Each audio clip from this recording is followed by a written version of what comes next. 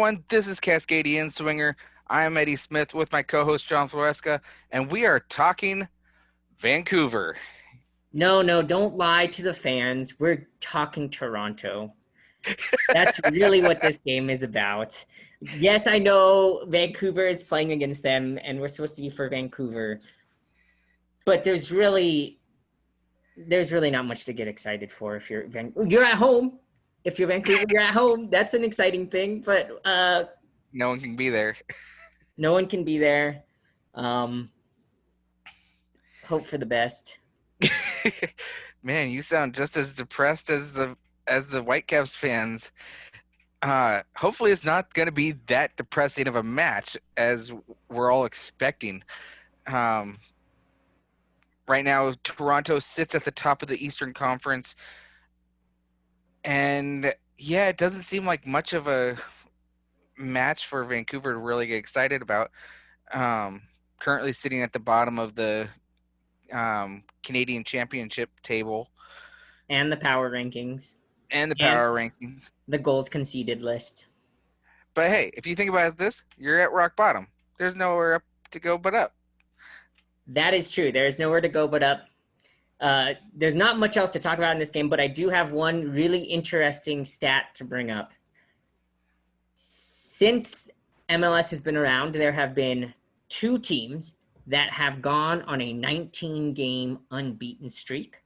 That was Columbus Crew 2004-2005, and the stats leaving me on the other team. It was 2010, 2011.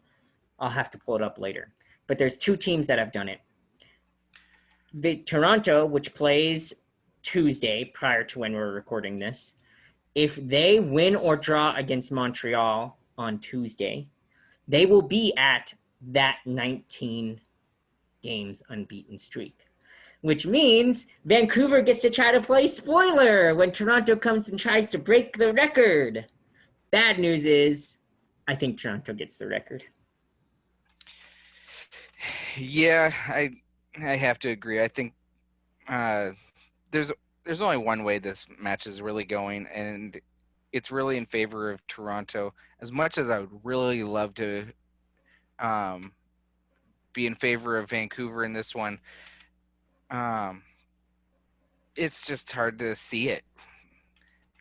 I don't see it. I think that Vancouver is going to give up a few goals, and I think it's going to look like a scoreline like it was in Toronto and in the first match, and I think it's going to be maybe a 3-4-1 victory for Toronto. I'm going to say 3-1.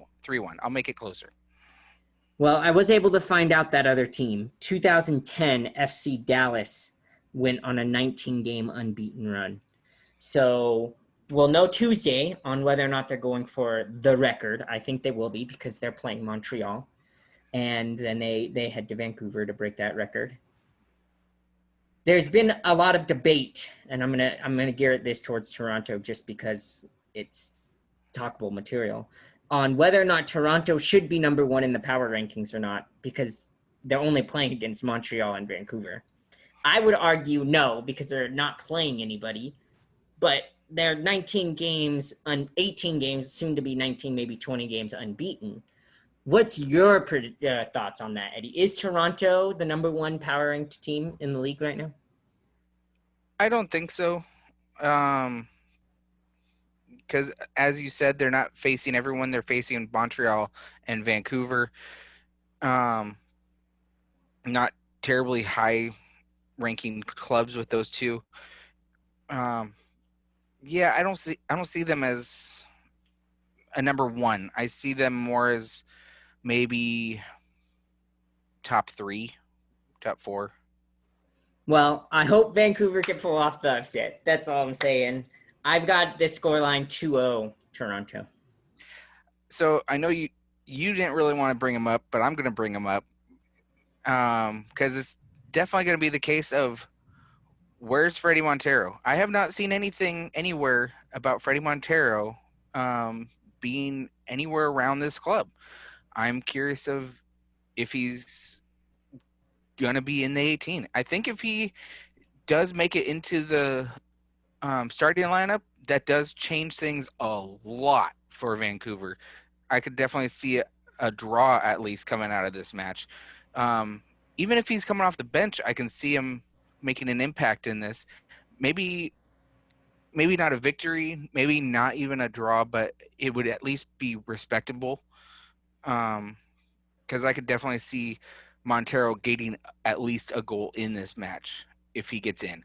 If But Montero's even still relevant to this Vancouver Whitecap team. I mean, when they signed Cavallini, they basically pushed Montero to the curb. Even if Montero is in the lineup, he doesn't start over Lucas Cavallini. There's just no way. They've invested too much money in Cavallini. Cavallini's younger. He's a Canadian. do you think that they wouldn't have them setting up next to each other? I don't know. I don't think Vancouver can afford to play two forwards right now. I think they've got. I mean, they played a 4-2-2-2. It got ran off the park against Toronto the first time. They switched it to a 4-5-1 or 4-5-1, and it was a much closer match. So could they afford to have both Cavallini and Montero on the field at one time? Hey, No, no way. it might be beneficial to have a little bit more attack to counter the attack coming at them. Um, Another thing to note was in that second match, we both have said that we think that Vancouver got very lucky with not giving up more goals, as they definitely should have. They gave up the same amount of shots on target as they did in the first match. Um, I just think that the change of the formation might have helped a little bit, but I think a little bit more of an attack would help Vancouver a little bit with countering Toronto's attack.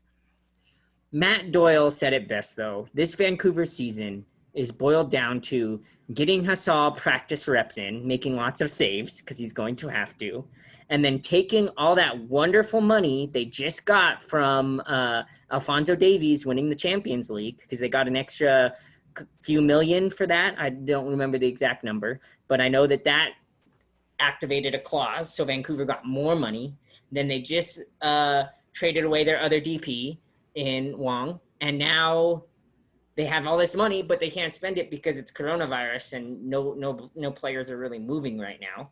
So basically, it's hold on to what you got, let Hassal get shot at a whole bunch, get him ready for next season, and hopefully next season they spend a bunch of money and bring in players, and this team is exciting again. Well, I think I'm going to end it there for us before we talk or we just demolish Vancouver on our own. Look, go Vancouver, really, because we really want Vancouver to win. Because don't take this as we don't want Vancouver to win. We love Vancouver. We want trophies in Cascadia. Sounders and Portland both could bring home the Supporters Shield, but they need Toronto to lose some points to do so. So Vancouver, I know you don't play to help out Seattle and Portland, but hey, go Cascadia, right? Yeah, go Cascadia.